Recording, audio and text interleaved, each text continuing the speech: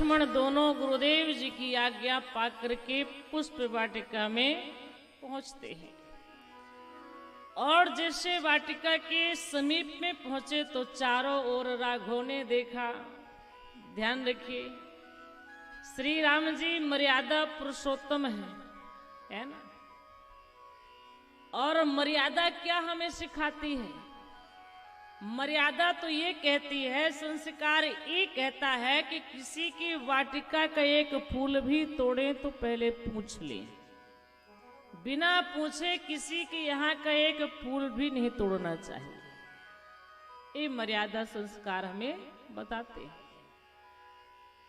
श्री राम जी मर्यादा पुरुषोत्तम है, बिना पूछे किसी की वाटिका का, किन्हीं के वृक्षों का एक पुष्प भी नहीं तोड़ते हैं।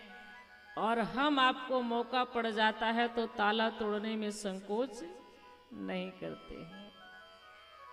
मौका बस मिल जाए, आज पूरा परिवार कथा में गया है, घर सुना साना है, तोड़ देंगे ताला। लेकिन भगवान कहते नहीं, ऐसा नहीं करना चाहिए। इन कथाओं से हमें यही तो सीखना है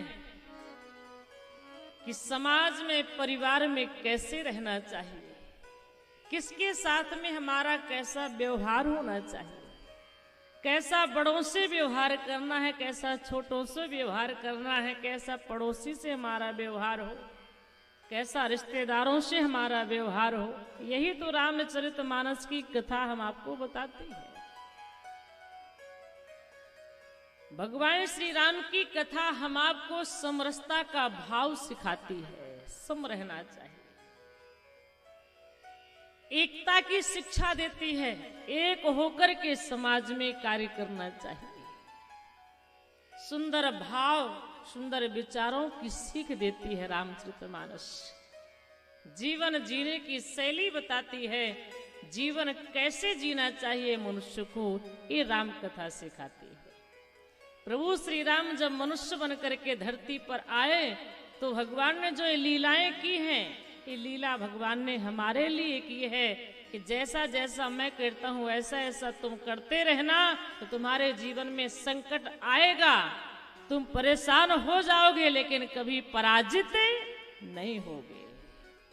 परेशान हो सकते हो लेकिन पराजित नहीं होगे कभी, अगर मेरे बताए हुए राह पर चलोगे तो। छोटी मोटी परेशानियां आएंगी और दूर भी चली जाएंगी। श्री रामचरितमानस की कथा, भगवान की कथा हम आपको जीवन जीने की शैली दे रही है। प्रभु श्री राम जी चारों तरफ देखते हैं, कोई यहाँ का माली दिख जाए तो उससे पूछ ले फूल तोड़े कि ना तोड़े। माली दिखे, प्रभु श्री राम जी ने कहा अगर आप लोग आज्ञा दे तो हम कुछ पुष्प ले लें। मालियों ने कहा आप पुष्प क्यों लेना चाहते हो? श्री राम जी ने कहा हमारे गुरुदेव जी को पूजा करनी है, इसलिए हमें पुष्प चाहिए। तो माली हंस करके बोले आपके गुरुदेव जी पूजा भी करते हैं? बोले हाँ। तो आपके गुरुदेव जी बड़े कोमल स्वभाव के होंगे? हाँ, लेकिन हमें तो नहीं लगता है कि उनका स्वभाव कोमल है। क्यों? हमें तो लगता है कि बड़े कठोर हृदय के हैं आपके गुरुदेव। श्री राम ने कहा ऐसा आप क्यों कह रहे हो?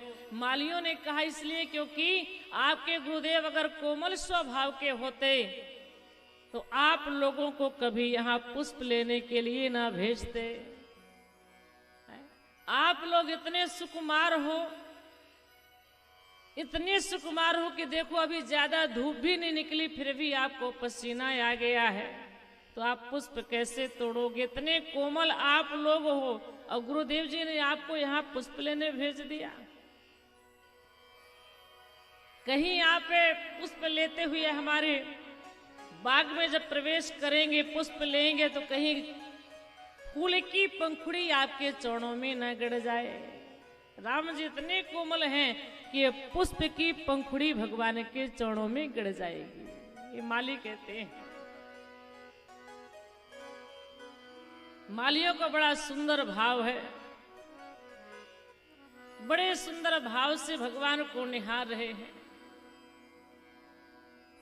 कि श्यामल गौर सुनो दो लालन आए कहाँ ते उरायन में।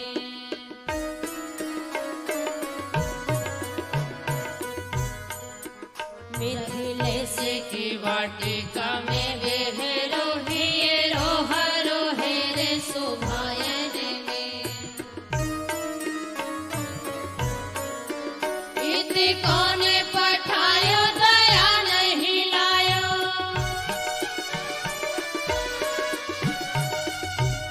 इत कौन पठायो दया नहीं लायो। सो फूलन तोरो उपायन में। रघुराज कहूँ गढ़ जय है लाला कोहूँ पन की पखुड़ी पायन में। रघुराज कहूँ गढ़ जय है लाला कोहूँ पन की पखुड़ी पायन में।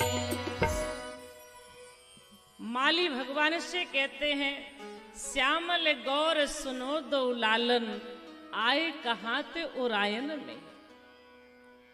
मिथिलेश की वाटिका में बिहरो हीरो हरो हेर सुभायन में। इत कौन पठायो दया नहीं लायो। सो फूलन तोरो उपायन में। रघुराज कहूँ गढ़ जय है लला पुह पन की पखुड़ी पायन में। फूलों की पंखुड़ी आपके चरणों में गड़ जाएंगी, इसलिए आप यहीं पर खड़े रहिए, हम पुष्प ला करके आपको दे देते हैं। श्री राम जी ने कहा नहीं नहीं, गुरुदेव जी के पूजन के लिए चाहिए, इसलिए हम स्वयं पुष्प तोड़ेंगे। राघव का हट देख करके मालियों ने राम जी को आज्ञा दी। श्री राम लक्ष्मण दोनों पुष्प लेने लगे। गोस्वामी महाराज कहते राम लक्ष्मण पुष्प वाटिका में पुष्प ले रहे हैं और लेकिन उससे श्री राम लक्ष्मण जी का दर्शन हुआ और जैसे श्री राम लक्ष्मण जी को देखा तो वह भाव विभोर हो गई, पागल हो गई। उसकी आंखों से आंसू निकल पड़े, शरीर गदगद हो गया, कंठ अवरुद्ध हो गया। बड़े भाव में विह्वल होकर के वह सखी दौड़ते दौड़ते सखियों के पास में आई कि तासु दशा देखी सखिन पुलक गात जल नैन।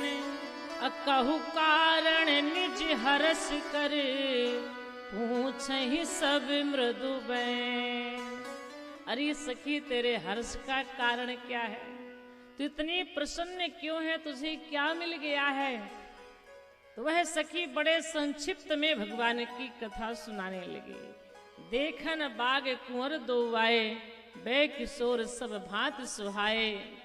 श्याम गौर किमि कहो बखाने, गिरा अनैन नैन बिनुवाणे। दो बाग राजकुमार बाग देखने आए हैं, बड़े ही सुंदर हैं, किशोर अवस्था के हैं। एक सांवले रंग का है, एक गोरे रंग का है। तो सखियों ने कहा तो इसमें प्रसन्नता की क्या बात है? हमारे जनकपुर में तो एक से बढ़कर के एक राजकुमार आते ही रहते हैं, इसमें इतनी प्रसन्नता की तो बात ही नहीं है। वह सखी कहती अरे सखी आज तक जितने राजकुमार आए हैं ना, उनसे कहीं 100 गुना अधिक सुंदर हैं, बहुत सुंदर हैं। श्री राम लक्ष्मण की जब सुंदरता की व्याख्या वह सखी करती है तो सखियां आपस में सीता जी से कहने लगी लगता है वही कुमार हैं जो विश्वामित्र जी के साथ में आए हैं, चल करके उनका दर्शन किया जाए। सखियां आपस में बड़े भाव से कहती हैं लगता वही कुमार आए हुए। जय श्री राम।